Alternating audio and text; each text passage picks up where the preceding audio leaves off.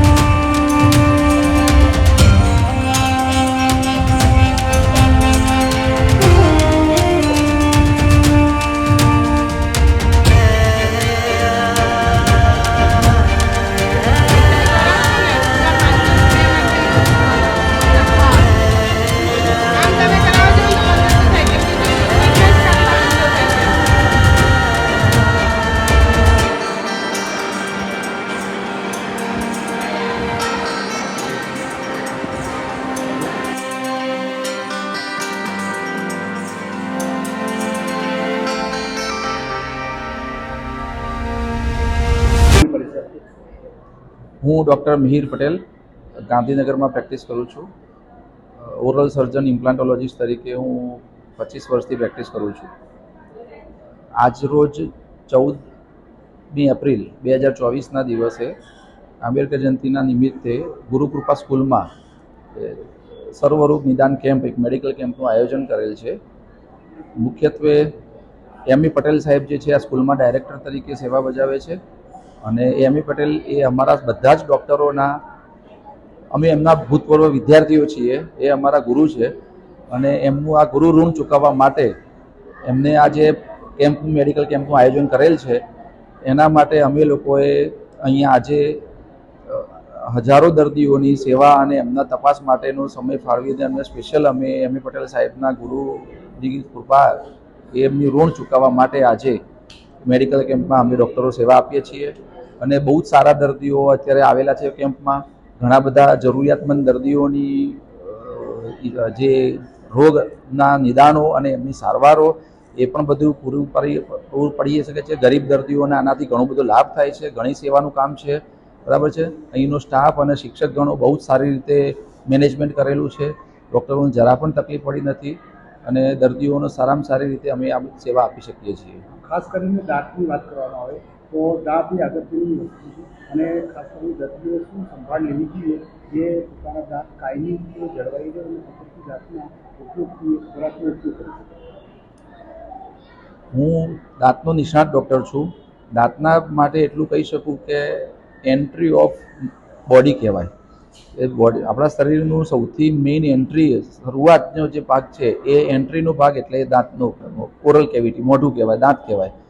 દાંતની સંભાળને કાળજી સૌથી વધારે જરૂરિયાત છે કારણ કે આજના જમાનામાં દાંતના રોગો થવાના વધારે શક્યતાઓ છે કારણ કે ઘણા બધા એના કારણો છે. ફાસ્ટફૂડ ખાવાનું, એનું ખાણીપીણીનું એ નહીં, ક્લિનિંગ, બ્રશિંગ બરાબર થતું ના હોય, એ બધા કારણોસર આ પ્રોબ્લેમ થતા હોય છે. અત્યારે સરપ્રાઇઝિંગ તમે નહીં માનો, છેલ્લા 5-10 વર્ષથી નાના બાળકોમાં દાંતના રોગોનું પ્રમાણ બહુ જ વધી ગયું છે.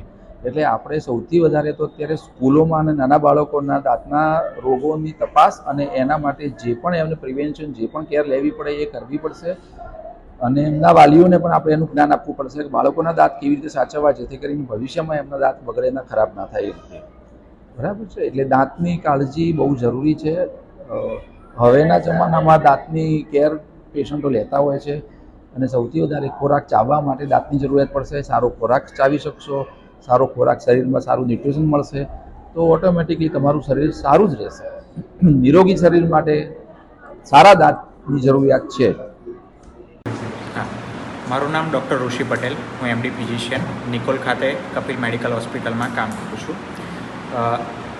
આજ રોજ તારીખ 14 એપ્રિલ 2024ના રોજ મને મારા શાળાનું એક ઋણ ચૂકવવા માટે મને એક મારા શાળાના ટ્રસ્ટી અને શિક્ષક કે આચાર્ય અથવા મારા મામા ગણો એમનો મને ફોન આવ્યો કે આપણે કેમ્પનું આયોજન કરેલું છે. મને બહુ ખૂબ જ આનંદ થયો કે હું જે જગ્યાએથી ભણેલો છું, જે શાળામાંથી, એ શાળાનું ઋણ ચૂકવવાનો મને મોકો મળી રહ્યો છે. તો હું અને બીજા મારા અન્ય મિત્રો તથા બીજા ડૉક્ટર ગણ એ આ કેમ્પમાં સારવાર તથા નિદાન તથા સાચી સલાહ અને જે તે અનુરૂપ એની ટ્રીટમેન્ટ અને દવા ગોળીઓ એના ટેસ્ટ એના માટે અમે તત્પર થઈ ગયા. સારી રીતે આખો કેમ્પ અમે દરેક લોકોએ મેનેજ કર્યો અને દરેકને સાચી સલાહ, સાચું માર્ગદર્શન અને એની સારવાર મળે એ માટે અમે પ્રયત્ન કર્યો અને આ અંગે અમે ખૂબ જ ખુશ છીએ કે જેથી કરીને અમને આ શાળાનો પ્રત્યે અમને એક વિદ્યાર્થી તરીકે એક ઋણ ચૂકવવાનો એક મોકો મળ્યો. ખાસ કરીને કયા કયા રોગોના તબીબોએ હાજર રહ્યા છે અને કેટલા દર્દીઓ અને વિદ્યાર્થીઓ વાલીઓ સહિત નાગરિકોને આ સારવારનો લાભ આપ્યો છે?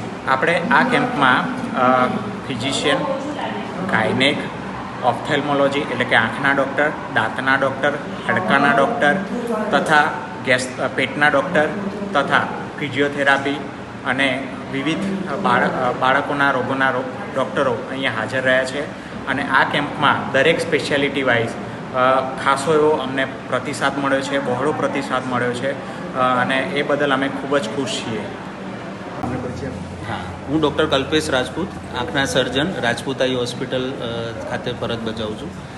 આજ રોજ 14 તારીખ એપ્રિલ આંબેડકર જયંતિના નિમિત્તે ગુરુકૃપા સ્કૂલમાં મેડિકલ કેમ્પનું ફ્રી આયોજન કરેલ છે. તે બદલ હું સંસ્થાનો ખૂબ ખૂબ આભાર માનું છું. આજરોજ આપણે દર્દીઓની અહીંયા આંખોની સારવાર કરી છે, મોતિયાના નિદાન કર્યા છે, નંબરના ચશ્મા આપેલા છે.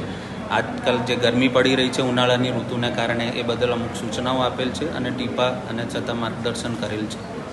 ખાસ કરીને કાળજાળ ગરીબમાં જ્યારે બહાર નીકળવાનું થાય ત્યારે વિદ્યાર્થી અને વાલીઓએ શું કાળજી લેવી પડે અને આંખને ઓછામાં ઓછા કેટલી વાર પાણીની છાલક મારી અને ઠંડક રાખવા પ્રયાસ કરવો જોઈએ અને વધુ આપણે આંખને ટીપા નાખવાથી શું આંખને સારવાર અથવા આંખને રાહત મળે?